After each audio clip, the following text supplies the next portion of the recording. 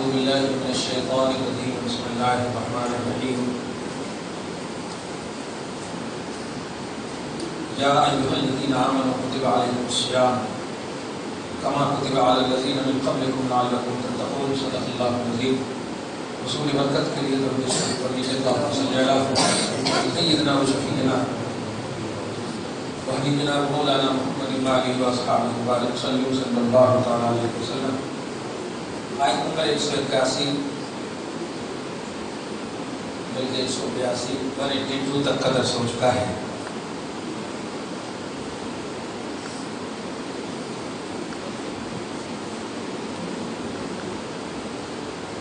آج کی آیت کریمہ ہے نمبر 183 183. اللہ سبحانہ فرماتا ہے یا ایھا الذین آمنوا، اے ایمان والو. میں نے بہت پہلے ہی کہا تھا کہ جب بھی یہ آیت کریمہ اس قسم کی آیت آئے تو زبردستی سید اپنے چہرے پہ مسکان ضرور لایا کیجیے. 88 مقامات پر اللہ پاک نے آپ کو ہم کو اس عظیم نام سے یاد کیا ہے، اے ایمان والو. ظاہر ہے جب اللہ سبحانہ ہمارے ایمان کی سند دے دے، دنیا کی کوئی طاقت ہمیں کافر نہیں بنا سکتی. خالق جسے مومن کہہ دے. ہاں، اللہ پاک اس حسین تصور پر ہم سب کو قائم رکھے اور اس کی عظیم تفسیر کے اندر ہم سب کو داخل رکھے. میں نے یہ اس لیے چھوڑا تھا آیت کریمہ کہ اس میں تذکرہ روزے کا ہے، اور آج میں تھوڑی سی میلاد النبی کے روزے کے حوالے سے بتانے والا ہوں، اس لیے میں نے چھوڑ دیا. آمد بہار مصطفیٰ صلی اللہ تعالی علیہ وسلم کی برکتوں اور رحمتوں سے ہم سب کو مالا مال. پیدا تو بہت پہلے ہی فرما دیا تھا اللہ نے. پہلے ہی کیا، سب سے پہلے فرمایا تھا اللہ نے، بھیجا ہے ہمارے واسطے. قرآن پاک میں جتنے بھی مقامات پر آپ دیکھیے محمد رسول اللہ صلی اللہ علیہ وسلم کے بارے میں، تو ہر جگہ یہی ہے اس اللہ نے بھیجا، اس اللہ نے مبعوث فرمایا. کہیں پر بھی ایسا نہیں هو الذی خلق محمدا، اس اللہ نے محمد کو پیدا کیا، ایسا نہیں. هو الذی بعث رسولا، هو الذی بعث بھیجا. اس کا مطلب یہ ہوا پیدا تو بہت پہلے، سب سے پہلے کر دیا. انا اول المسلمین، خود رسول پاک فرماتے ہیں سب سے پہلا ہوں. رحمت للعالمین کا بھی مفہوم یہی ہے کہ سارا عالم ایک طرف، رسول پاک کی رحمت ایک طرف.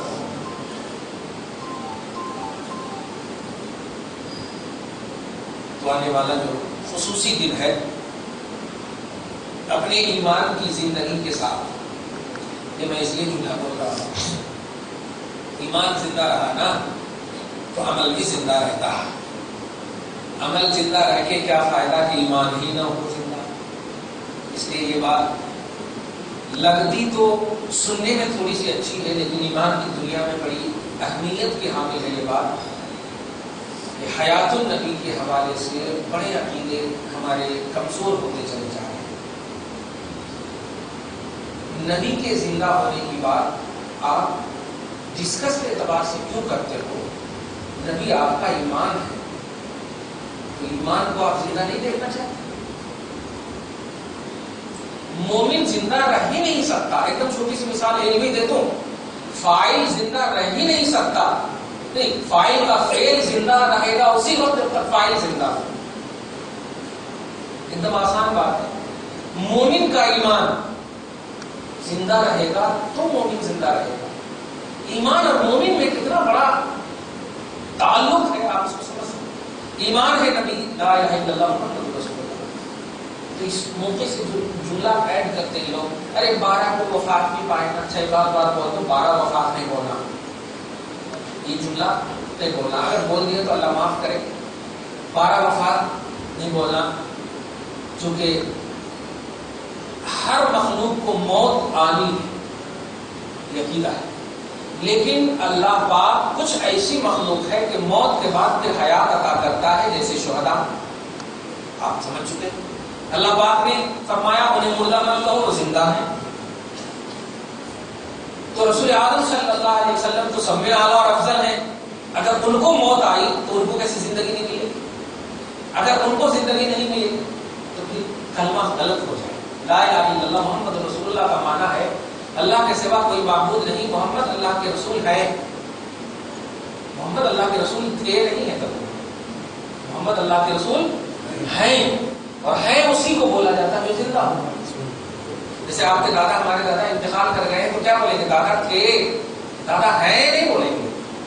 لیکن جب کلمہ میں ہمارا ہے کا جملہ ہے تو اس کا مطلب یہ ہوا کہ کلمہ نہیں بدلا تو ہمارا نبی بھی نہیں بدلے گا، ہمارے نبی میں بھی ڈیوائڈیشن نہیں ہوگا.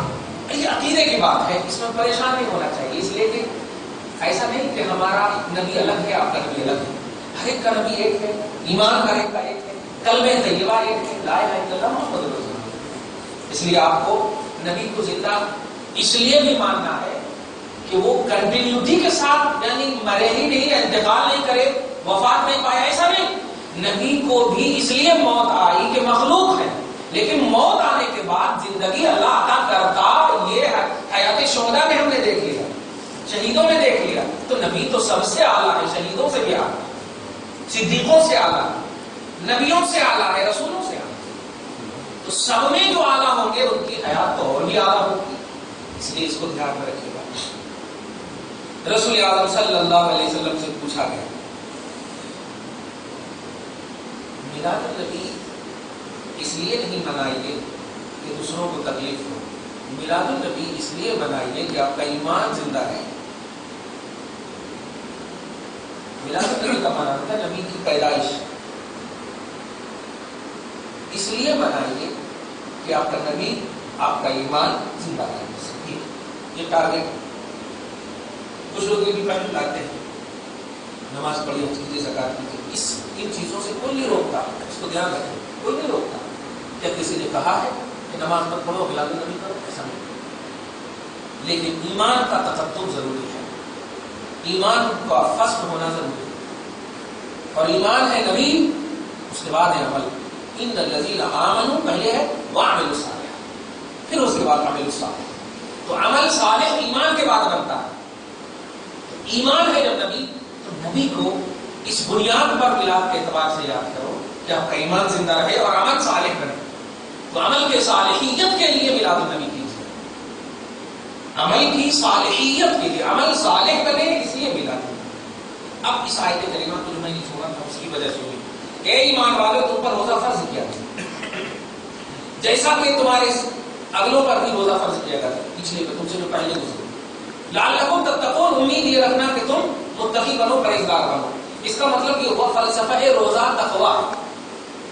روزہ رکھنا تقویٰ ہے، اور تقویٰ خود ایک نیکی ہے.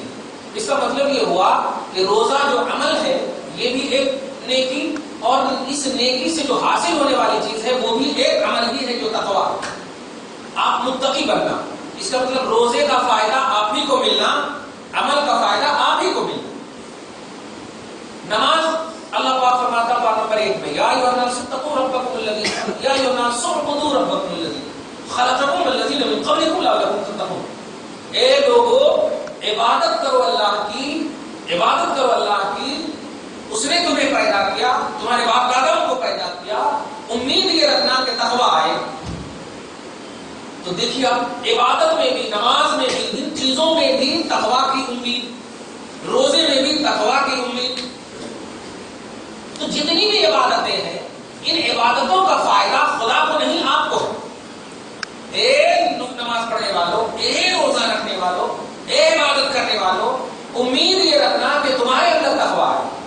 تو اللہ پاک آرڈر ضرور کر رہا ہے آپ کو عبادت کرنے کا. دھیان دیجیے گا، میں جو فلسفہ دے رہا ہوں موسم بہار کے حوالے سے وہ یہ ہے کہ جو بھی عمل کرتے ہیں آپ، اس عمل کا ثواب یا جزا یا سزا، یہ دو بھی آپ ہی سے تعلق رکھتی ہے. خدا کو اس کا کوئی فائدہ نہیں، خدا کو کوئی فائدہ نہیں. آرڈر بھی وہی کر رہا اور اس آرڈر کا نتیجہ بھی آپ ہی کو مل رہا. کسی بات ہے نا بھائی، کوئی کسی چیز کا آرڈر کسی کو دے تو اس میں اس کا فائدہ پوشیدہ رہتا ہے، اپنا فائدہ پرسنل پوشیدہ رہتا ہے، چھپا ہوا رہتا ہے. لیکن اللہ نے جو آپ کو آرڈر کیا نماز کا خصوصیت کے ساتھ 8 یہ ایمان والو روزہ تم پر فرض کیا گیا. امید کیا ہے؟ تقوی آنا تیرے اندر. تو روزے کا فلسفہ حصول تقوی ہے. اس کو ہم فرض روزے میں زیادہ بولیں گے، لیکن آج جو ہم میلاد النبی کے حوالے سے بولنے جا رہے ہیں وہ یہ رسول اعظم صلی اللہ علیہ وسلم پیر کے روز پابندی کے ساتھ روزہ رکھتے تھے. روزے کا فلسفہ کیا ہے؟ تقوی. یہ نوٹ رکھے. رسول اعظم صلی اللہ علیہ وسلم ہر پیر کے روز پابندی کے ساتھ روزہ رکھتے تھے. سیاہ ستہ کی ساری کتابوں میں تقریباً جامع ترمذی میں نے دیکھا. صحابہ کرام نے عرض کیا یا رسول اللہ متى تصوم؟ نہیں لماذا تصوم؟ کیوں روزہ رکھتے ہیں؟ یوم الاثنین روز پیر کے روز. تو آپ نے فرمایا جملہ یوم ولدت فیہ، میں اس دن میں اس لیے روزہ رکھتا ہوں کہ میری میلاد ہوئی ہے، میری ولادت ہوئی ہے، میری پیدائش ہوئی. قرآن نے روزے کا فلسفہ تقویٰ بتایا، نبی نے روزے کا فلسفہ میلاد بتایا. جملہ سمجھے آپ؟ ممتاز سمجھے، اہل ارادت ہے تو اور اچھے سمجھے. قرآن نے روزے کا فلسفہ تقویٰ بتایا، نبی نے روزے کا فلسفہ میلاد بتایا. یوم ولدت فیہ، میں اس دن پیدا ہوا ہوں. یہ بھی کہہ سکتے تھے بھائی روزہ رکھ رہا ہوں لعلکم تتقون، اللہ نے کہہ دیا ہے تو لعلی اتقی، میں امید رکھتا ہوں کہ میں متقی بنوں گا. یہ ہونا، لیکن نہیں، فلسفہ روزہ رب کا تقویٰ ہے اور رسول کا جو عمل ہے ہر پیر کے روز وہ فلسفہ میلاد. کمال ہے. میلاد اس کی وجہ ہے، ولادت اس کی وجہ ہے. بس اس کی ہم تفصیل نہ کرتے ہوئے ایک لفظ میں بول دیں، دنیا کا کوئی بھی عامل، کوئی بھی مصلی، کوئی بھی حاجی، کوئی بھی نمازی، کوئی بھی نیک عمل کرنے والا کسی بھی منزل پر فائز ہو جائے وہ نبی کے برابر نہیں ہو سکتا. وہ نبی کے برابر نہیں ہو سکتا. تو نبی نے اس روزے کو اپنی میلاد سبب بتایا کہ روزہ رکھنے کا سبب میلاد ہے. اس کا مطلب یہ بتانا چاہ رہے سرکار کچھ بھی عمل کرو مجھے نگاہ میں رکھتے ہوئے کرنا. یوم ولدت فیہ، میں اس دن پیدا ہوا ہوں. حالانکہ ایسا نہیں ہے کہ پیر کے روز اور بھی کوئی پیدا نہیں ہوئی، ایسا نہیں. نبی جو بتانا چاہتے ہیں کہ مجھے سمجھو، مجھے سمجھو. عمل کی دنیا میں سوال یہ ہونا کیوں روزہ رکھتے ہیں؟ ڈائریکٹلی پوچھ سکتے تھے اور جانتے نہیں کہ پوچھنے کی کیا وجہ ہے. رسول پاک کے ساتھ مطلب عمل پر اعتراض ایسا ہو ہی نہیں سکتا. بلکہ حضرت عبداللہ ابن عمر کی حدیث کے حوالے سے بتاؤ، ایک مرتبہ گھوڑی پہ یا اونٹنی پہ، گھوڑے پہ یا اونٹنی پہ آپ چل رہے تھے، ساتھیوں کے ساتھ چل رہے تھے. اچانک بولے رکو، اور رائٹ سائڈ میں ایک درخت تھا، اس درخت کے آزو بازو اس گھوڑے کو یا اونٹنی کو دوڑانے لگے. ہم لوگ پوچھنے لگے کہ عبداللہ ایسا کیوں کریں گے؟ ہم لوگوں کو روک کے ایسا کیوں کریں؟ ہم لوگ اگر اپنے دوستوں میں کہیں کیا جی دیوانگی دیوانے ہو گئے ایسے بولتے تو ادب ہے، اس لیے ان کی بارگاہ کا مسئلہ ہے. تو ایسا کیوں کریں؟ بتا مجھے یہ مت پوچھ کہ ایسا کیوں کرا، میں نے نبی کو کرتے ہوئے دیکھا ہے، بس نبی کو کرتے ہوئے دیکھا.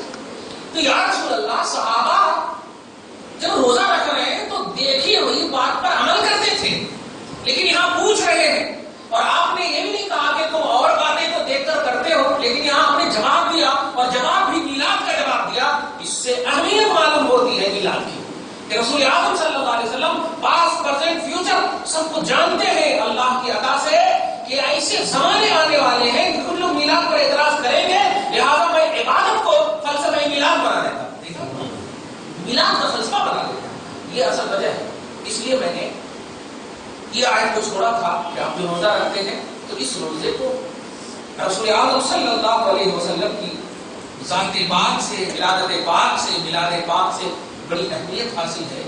اس لیے کچھ لوگ یہ بھی کہتے ہیں کہ آپ روزہ رکھو نا، نہیں، یہاں پر یہی منطق سمجھ نہیں پاتے. نبی جو روزہ رکھتے تھے یہ فرض روزہ نہیں ہے، یہ صرف ولادت کی خوشی کا روزہ. فرض روزہ تو رمضان میں ہے بس، یا آپ نظر کا روزہ مانے تو وہ واجب روزہ ہے. صحیح ہے، یہ فرض روزہ نہیں ہے جو آپ پیر کے روز رکھیں گے. یہ روزہ نفل روزہ ہے، لیکن یہ میلاد مصطفیٰ کی وجہ سے روزہ ہے. دیکھا فرض واجب نہیں، لہٰذا آپ نہیں کہہ سکتے کہ آپ بھی رکھو نا، کیونکہ نفل میں آرڈر نہیں ہے، نفل میں جیسے اب دیکھیے آپ بیٹھے ہیں، اگر کوئی نہیں ہے اب 2 رکعت نفل پڑھ لیں، یہ خواہش ہے، اور نہیں بھی ہے تو تسبیح پڑھ رہے ہیں، خواہش ہے، نفل ایکسٹرا کو بولتے ہیں، دھیان دیجیے۔ لیکن نبی نے اس ایکسٹرا روزے کو بھی اپنی میلاد کا وجہ بتا کر کے ایگزام دے دیا ہے۔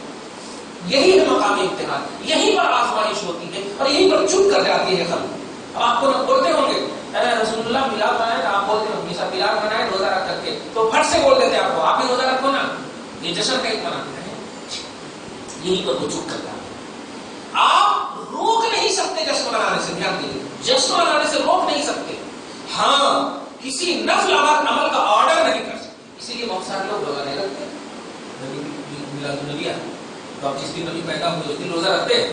بہت سارے لوگ پوچھتے بھی ہیں، ارے ہم جلوس میں جا رہے ہیں، وہاں کیک دیتے ہیں، وہاں پانی دیتے ہیں، اب روزہ رکھنا نہیں رکھنا؟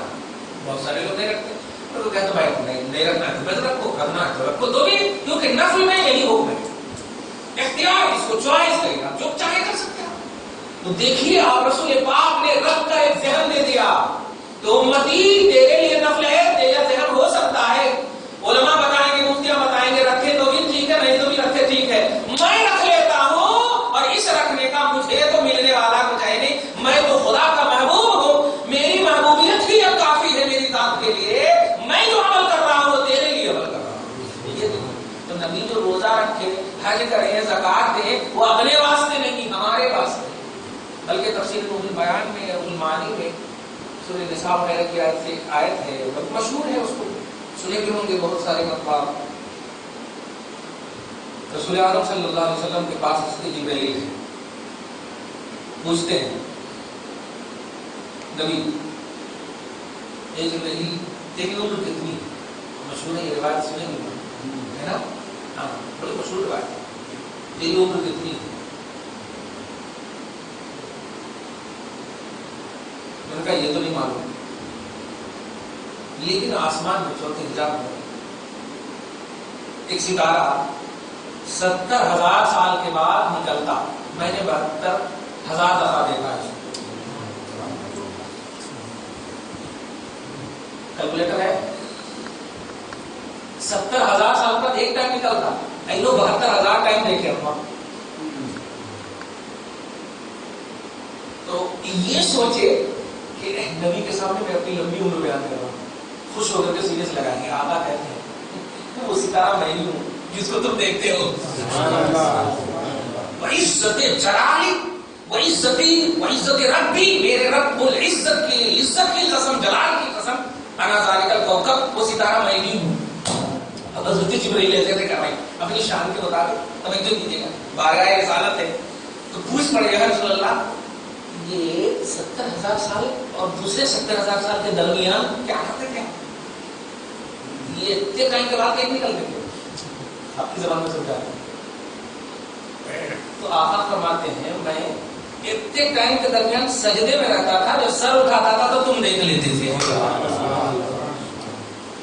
تو نبی کا ایک سجدہ، میں یہ بتانا چاہتا ہوں، ہاں اتنا لمبا ہے یار، تو 63 سال کی عمر لے کر کے نبی کے برابر ہونا چاہتا ہے، استغفر اللہ، جن کا ایک سجدہ، اور جبرائیل نے اپنا سورس آف نالج پیش کیا ہے، پتہ نہیں کتنے دن سے ہے، یہ تو یہ بول رہے ہیں کہ میں نے دیکھا ہے 72,000 دفعہ، اور کس نے کتنی مرتبہ دیکھا وہ جانے، بس اللہ کے حوالے کیجیے، اللہ تو نے کتنی مرتبہ دیکھا اپنے نبی کو۔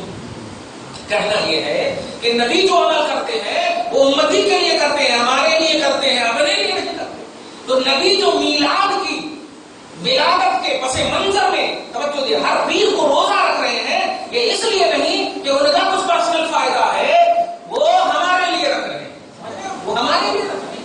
کوئی بھی عمل نبی اعظم صلی اللہ علیہ وسلم، بلکہ حضرت عائشہ کی بخاری کی حدیث سنیے، اتنی نماز پڑھتے، اتنے قیام کرتے، حضرت عائشہ ظاہر ہے بیوی بھی ہے نا، تو بیوی کی حیثیت سے اس یا رسول اللہ آپ پاؤں کھل جاتا ہے، ورم بولتے، واو راہ میں ورم آ جانا، سوجن آ جانا، سرکار اتنا لمبا کھڑے ہو جاتے ہیں، بیان کرتے ہیں، جبکہ میرا عقیدہ یہ ہے کہ اللہ تعالیٰ آپ کے صدقے میں آپ کے اگلے پچھلے گناہوں کو نہیں، آپ کے اگلے پچھلے امتیوں کے گناہوں کو معاف کرے گا، اگلے پچھلے امتیوں کے گناہوں کو معاف کرے گا۔ آپ تو اتنے عظیم ہیں، کئی کو عبادت کرتے، تو اللہ کے رسول فرماتے ہیں یہی تو وجہ ہے میرے صدقے میں سب کو بخشے گا نا تو میں اللہ کا شکر ادا کرنا چاہتا ہوں،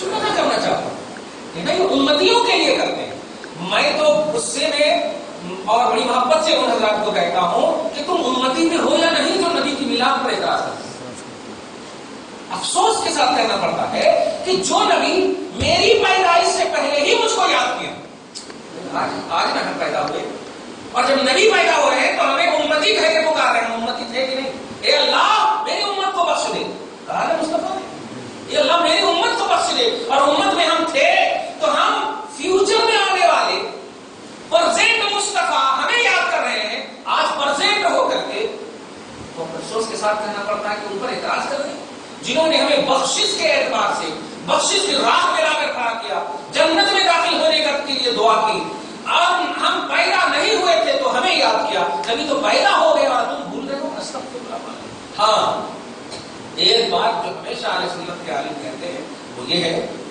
کہ میلاد النبی یہ عرش لگانے کا نام نہیں ہے، میلاد النبی خبردار خبردار جاہلوں کے دوڑ دھوپ کا نام نہیں ہے، میلاد النبی یہ ہے جو ہم کر رہے ہیں، یہ یوٹیوب پر ڈالو، یہ ہے میلاد النبی، جس میں نبی کی شان بیان ہو، نبی کا ذکر بیان ہو، نبی کی آن بیان ہو، نبی کی سیرت بیان ہو، ایمان بیان ہو، عظمت بیان ہو، یہ ہے میلاد النبی۔ تو جب ہم کہہ رہے ہیں یہ ہے میلاد النبی جس سے ہماری ایمان کی شان بڑھ رہی ہے، تو آپ بلغ لوگوں کی تصویر یوٹیوب پر کیوں ڈال رہے ہیں؟ جو عرش لگا ہے اس کو یوٹیوب پہ ڈالنا، یہ دیکھو سن لیا ایسا کرنا ہے، وہ میلاد النبی ہے، ہم ان کو منع کرتے ہیں، وہ غلط کر رہے ہیں، جو غلط ہے وہ غلط ہے، لیکن غلط کو آپ صحیح کو بھی آپ زیر مت کر دو، غلط کو لا کر، یہ کہنا چاہتے ہیں۔ تو روزہ آپ رکھیے الحمدللہ،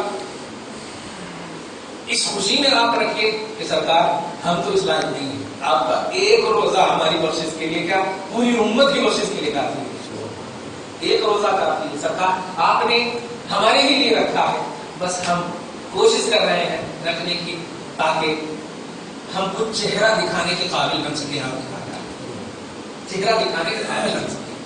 ہاں کہیں ایڈی تو نہیں ہوگی، کیونکہ صحابہ کرام میں سے بھی بعض ایسے ہوتے ہیں، حضرت عمر کی ہے، حضرت معاذ ہے، نبی اعظم صلی اللہ علیہ وسلم فرماتے ہیں جس نے کلمہ شہادت یعنی کلمہ طیبہ ایمان کو جس نے مکمل طور پر دل سے زبان سے اکول رکھا وہ جنتی ہے۔